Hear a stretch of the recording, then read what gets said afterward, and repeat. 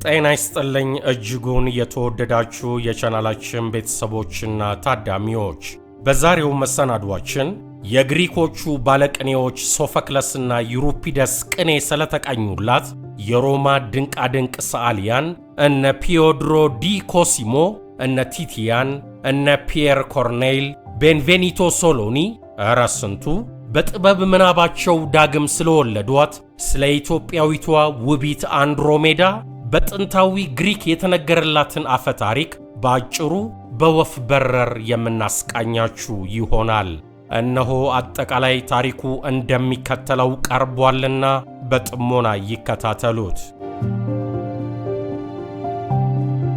ኢትዮጵያዊቷ አንድሮሜዳ ውበት፣ ሀገር፣ ሕዝብ፣ መሪ፣ ጀግና፣ ችግርና ሕያውነት ከእጅግ በጣም ጥቂት አጋጣሚዎች በስተቀር ኢትዮጵያዊ ሆኜ በመፈጠሬ ደስተኛ ነኝ። አልፈራም፣ አልኮራም፣ አልጠራጠርም እንደሚለው መዝሙር ባለ መልኩ ነው። በተለይ በየምከፍታቸው ጥንታዊም ሆነ ዘመናዊ ድርሳናት ውስጥ ኢትዮጵያ ሳትጠቀስ እማትታለፍ አብረቅራቂ ባለታሪክ ሀገር የመሆኗ ነገር አንዳንዴ ጥቂት የኩራት ስሜትም ይጭርብኛል። ከሚያኮሩኝ መሃል ደግሞ አንዷ አንድሮሜዳ ነች። ስለ ኢትዮጵያዊቷ ውቢት አንድሮሜዳ የግሪኮቹ ባለቅኔዎች ሶፎክለስና ዩሪፒደስ ቅኔ ተቀኝተውላታል፣ ድርሳን ሸክፈውላታል። የሮማ ድንቃድንቅ ሰዓሊያን እነ ፒዮድሮ ዲ ኮሲሞ፣ እነ ቲቲያን፣ እነ ፒየር ኮርኔል፣ ቤንቬኒቶ ሶሎኒ እረ ስንቱ በጥበብ ምናባቸው ዳግም ወልደዋት በብሩሻቸው ከሽነዋታል። ውቢቷ ዕንቁ መሳይ አንድሮሜዳ፣ ኢትዮጵያዊቷ መለሎ፣ የውቦች ውቢት፣ ኢትዮጵያዊቷ ቆንጆ በጥንታዊ ግሪክ የተነገረላት አፈ ታሪክ ባጭሩ የሚከተለው ነው። ኢትዮጵያዊቷ አንድሮሜዳ በውበቷ ወደር የሌላት ሴት ነበረች። አባቷ ሴፊየስ ይባላል፣ እናቷ ደግሞ ካሲዮፒያ። አንድ ቀን አባቷ ሲያቀብጠው ጉራ ከአፉ አመለጠው። እንደ ልጄ እንደ አንድሮሜዳ የተዋበ ቆንጆ በሰማይም በምድርም አልተፈጠረም እያለ ሲሸልል፣ ከዚያ ቀደም በውበታቸው ተወዳዳሪ የላቸውም እየተባለ የሚነገርላቸው በባህርም በውበታቸው እያማለሉ መርከበኞችን ያሰጥማሉ እየተባለ ውበታቸው ገዝፎ የሚተረክላቸው የኔድሬስ፣ የዳፍነ እና የሌሎች ቆነጃጅት አባት የሆነው የባህር ውሃዎች አዛዥ ገዢ ፖሴይዶን ሰማው እና ተናደደ፣ ቀና። የአንድሮሜዳ ውበት ከእርሱ ሴት ልጆች ይበልጣል በመባሉ እረር ድብን ብሎ አልቀረ፣ ለበቀል ተነሳሳ። ፖሴይዶን ቆንጆ ያበቀለችውን ኢትዮጵያን እንዲበቀልለት የመረጠው አውሬ ሰይጠስ በመባል የሚታወቀውን በጭካኔው ምድርን አንቀጥቅጥ የሚል ቅጽል የወጣለትን ድራጎን ነበረ። ላከባቸው ሰይጠስን። ድራጎኑም ወደ ኢትዮጵያ ገስግሶ ምድሪቱን ክፉኛ ያጠፋት ገባ። የአንድሮሜዳ አባት ሴፊየስ የኢትዮጵያ ንጉሥ ነበረ። ፖሴይዶን የላከበትን ከአፉ እሳት የሚተፋ አስጨናቂ ድራጎን ድል ሊያደርገው እንደማይችል ሲረዳ ሲጨንቀው የአሞንን ኦራክል ወይም ትንቢት ተናጋሪ አማከረ።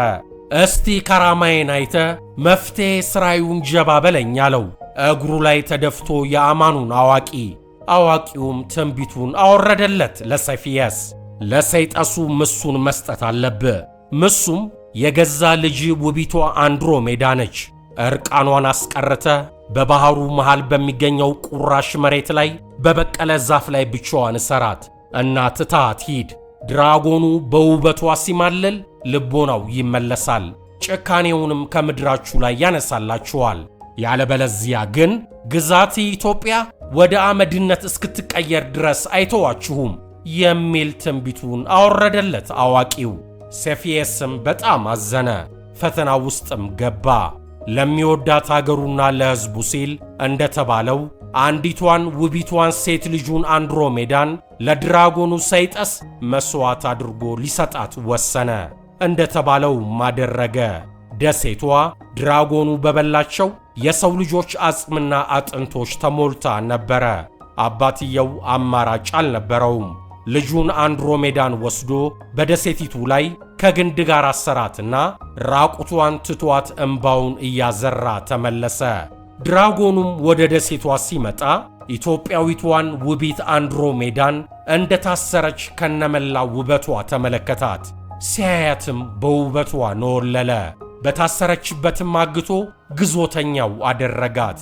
በመጨረሻ ግን በግሪኮች ጥንታዊ አፈ ታሪክ ምናልባት ከሄርኩለስ በመቀጠል የጀግኖች ሁሉ ጀግና ተደርጎ ብዙ የገድል ድርሳናቱ የተወሱለት ፔርሲየስ የሚባለው ተዋጊ ጀግና በአጋጣሚ ወደ ኢትዮጵያ መጣ። ኢትዮጵያ ሲደርስ የአንድሮሜዳ እናትና አባት በልጃቸው ላይ የደረሰባትን መቅሰፍት በሐዘን ተቆራምተው ነገሩት። ፔርሲየስም ዛሬ ነገ ሳይል የጦር ዕቃውን ለብሶ ድራጎኑ ወደሚገኝበት የባሕሩ ደሴት ገሰገሰ።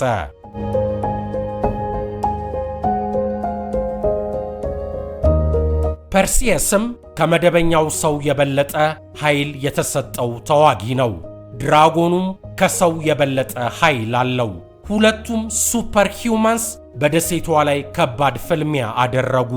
ፔርሲየስ ከሰማይ እየሰፈፈ በመሬትም እየወደቀ በባሕሩ ላይ እየሰጠመና እየተነሳ አንድሮሜዳን ከድራጎኑ እጅ ለማስጣል በጀግንነት ተፋለመ።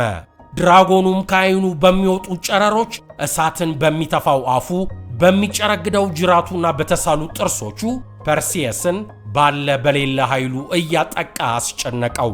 በመጨረሻ ግን ፔርሲየስ የድራጎኑን አንገት በሰይፉ ቀላው እና ድራጎኑ ለአንዴና ለመጨረሻ ጊዜ በባሕሩ ላይ ወደቀ። ፐርሲየስም አንድሮሜዳን ከታሰረችበት ፈቶ ለእናቷና አባቷ አምጥቶ አስረከባት። የአንድሮሜዳን ወይም የፐርሲየስን ተጋድሎ ታሪክ ሳነብ ጀግና ማለት ግን ምንድነው የሚለው ጥያቄ ይመጣብኛል። ጀግና ማን ነው? ጀግንነትስ ምንድነው የሚለውን ጥያቄ ግሪኮች በተለያዩ ታሪኮቻቸው መልሰውታል። ለጥንታዊ ግሪኮች ጀግና ማለት ሀገርን ከሚያስጨንቅ ትልቅ ችግር፣ ሕዝብን ከሚያስጨንቅ ግዙፍ ጉልበተኛ ጋር ፊት ለፊት ተፋልሞ ሕዝብን ከጭንቀት መገላገል የሚችል ሰው ነበረ። ዛሬም ቢሆን የጀግንነት ትርጉሙ ከጥንቶቹ ግሪኮች ብዙም የተለየ አይደለም። ጀግንነት በሕዝብ ላይ ለተደቀነ ትልቅ ችግር መፍትሔ መስጠት መቻል ነው።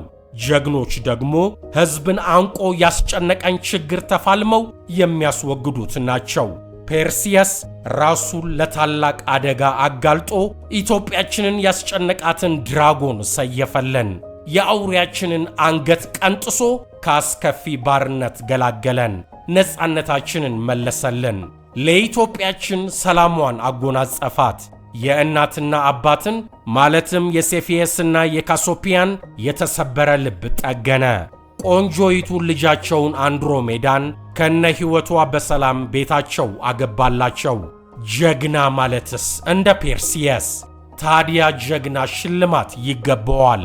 የጀግናው ሽልማትስ ምን ሆነ? የጀግናው ሽልማትማ ውቢቱ አንድሮሜዳ ናታ።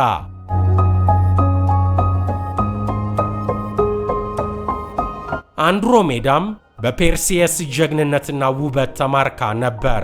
ፔርሲየስም ገና እንዳያት ይህችን የድራጎንን ልብ ያሸፈተች ኢትዮጵያዊት በልቡ ተመኝቷታል። ምኞቱ ሰመረለት። ፔርሲየስና አንድሮሜዳ ተጋቡ። በፍቅርም እፍፍ ብለው ኖሩ። በመጨረሻም አንድሮሜዳ ኖራ ስትሞት ነፍሷ ከእናት ከአባቷ ጋር ከሴፊየስና ካሶፒያ ጋር ፖላሪስ ተብሎ ወደሚታወቀው የከዋክብት ስብስብ መሃል እንድትገባ በአምላክ ታዘዘላት። ይህ የፖላሪስ የከዋክብት ኮንስቴሌሽን በአስትሮኖሚ ጠበብት የሰሜን ኮከብ እየተባለች ከምትታወቀው ጎን የሚገኝ የከዋክብት ስብስብ ነው። እነሆም ያቺ ውብ ኢትዮጵያዊት ነፍስ ሕያው ሆና በየምሽቱ በሰማያችን ላይ ብርሃኗን እየፈነጠቀች ትኖራለች። አሁንም አለች፣ ወደፊትም ትቀጥላለች። በኢትዮጵያዊነቴ አልኮራም፣ አልፈራም፣ አልጠራጠርም ብያለው። አንድሮሜዳ ግን ኩራቴ ነች። ሳሊ ገጣሚ ገብረ ክርስቶስ ደስታ ሀገሬ ቆንጆ ናት የሚልላት ልሂድ፣ ልጓዝ፣ ተውኝ፣ ልቀቁኝ፣ መንገድ ስጡኝ ሰፊ ወደ ጽርሐ አርያም በእሳት ብርሃን ወደ ተሰራችው የመጨረሻዋ ንጽሕት ሰማይ ሊሂድ እያለ የሚገጥምላት ድምፃዊ ጥላሁን ገሰሰ ሞልቷል ባገሩ ሞልቷል ቆንጆና አበባ በየደጁ ሞልቷል ሲል ያቀነቀነላት የውቢቷ የአንድሮሜዳ አገር እምዬ ኢትዮጵያ ቆንጆዎችና ጀግኖች እንደሞሉባት ለዘላለም በፍቅር ትኖር። አሳፍ ኃይሉ እንደጻፈው አበቃው። በቸር ያሰንብተን። ቻናላችንን ከወደዱት ላይክ፣ ሼር እና ሰብስክራይብ ያድርጉ። አብራችሁን ስለቆያችሁ ከልብ እናመሰግናለን።